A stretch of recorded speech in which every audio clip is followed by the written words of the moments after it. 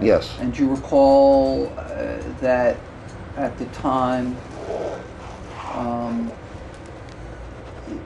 you reached out to about 6 different authors of the possibility of working with them on a story about a book about Balto? Yes. Okay.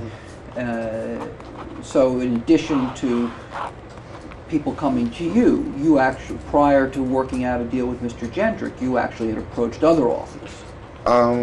There was Brian Schufert is another guy that I did talk to about this, and he's the one that referred me to Michael Rudell, and I came to New York on other business, and I did go to his office and talk with him. And in connection with that, didn't you make, at or about that time, didn't you make inquiries of 5 or 6, you go to 5 or 6 other writers about the possibility of them working with you on the book? I've talked with some, yes. Okay, that you were the person who went and tried to suggest that they work with you? In 2007, yes. Yeah, okay. And there came a time, what are we on, 10? Yes, it's 18. Let's mark that as 10.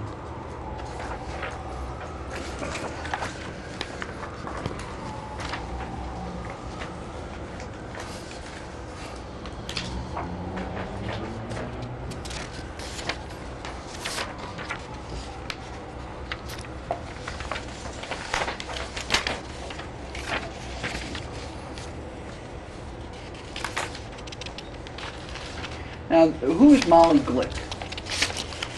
She is a literary agent, and at that time was the literary agent for Nathan Gendrick. Okay.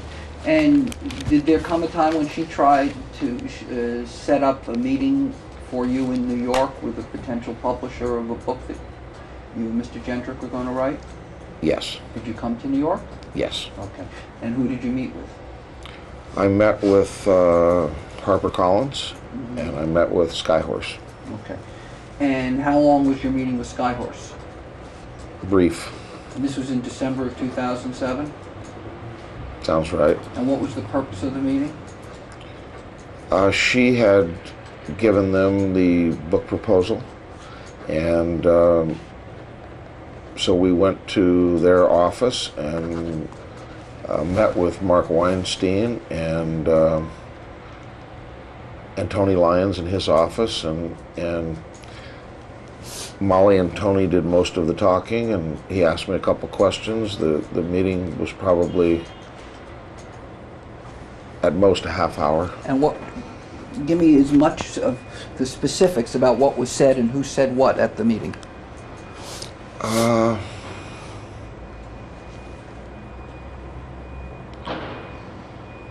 I can't tell you too many of the specifics other than it seemed that their interest was primarily in Barry Bonds.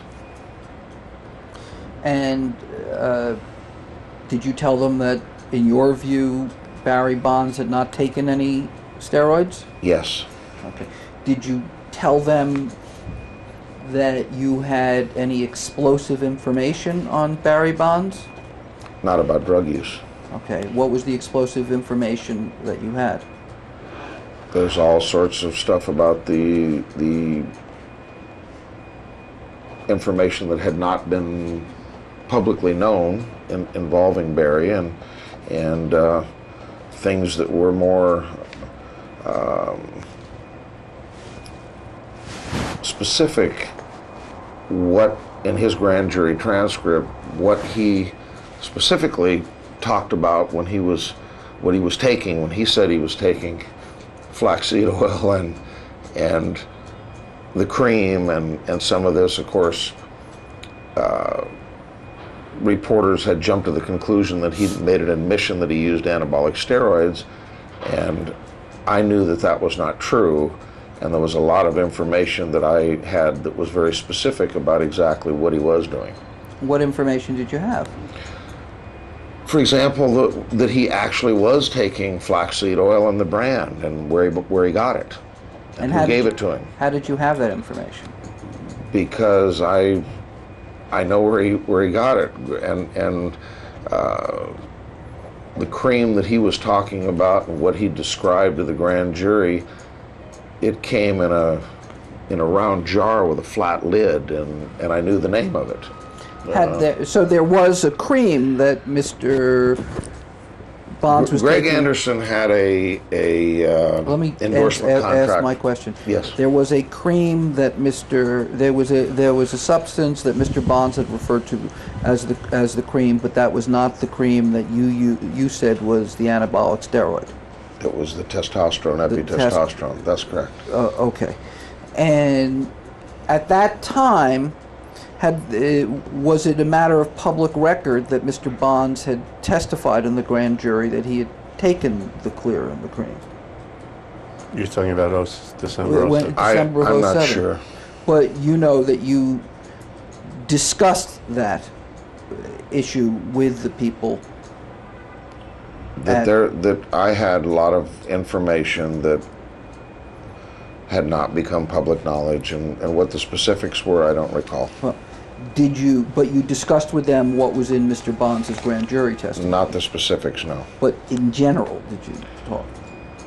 I don't know that I would say that either. Did you tell them that there was a protective order in place at the time which barred you from discussing any documents that you had received in connection with the discovery in your criminal case? Yes, I did. You did.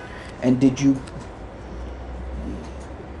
testified a few minutes ago that you had discussed that the grand jury testimony was not accurate. So I take it you did discuss with them what you understood to be in the grand jury testimony.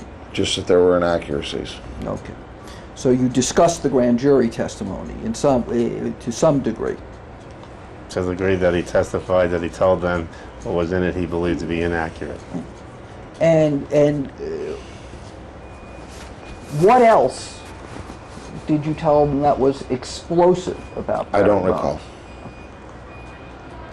So they spoke mostly about their interest in Barry Bonds during this meeting. That's correct, and the book proposal was primarily written by Nathan Jendrick and edited and refined by Molly. Was primarily what? Edited and refined by Molly Glick. The proposal was primarily Written by Nathan Jendrick and and Molly Glick. Edited and refined it. Yes. And so a lot of the explosive and hype and different things that were in the proposal were written by them. And when you got to the meeting, I take it you told them that much of what might be explosive about Barry Bonds you couldn't disclose because of a protective order. I don't recall the specifics, but I do know that there was some discussion about a protective order. Okay. And, well, let's just spend a little more time on this so I understand. Let's go back to what you exactly were, to the extent that you can, what was actually said at this meeting. I don't recall. This is now quite some time ago, and like I say, Molly did the majority of the talking, and they asked me a couple questions, and I answered, and the meeting didn't last very long. Did your book proposal mention Shane Mosley? I think there is a small segment about Shane Mosley. So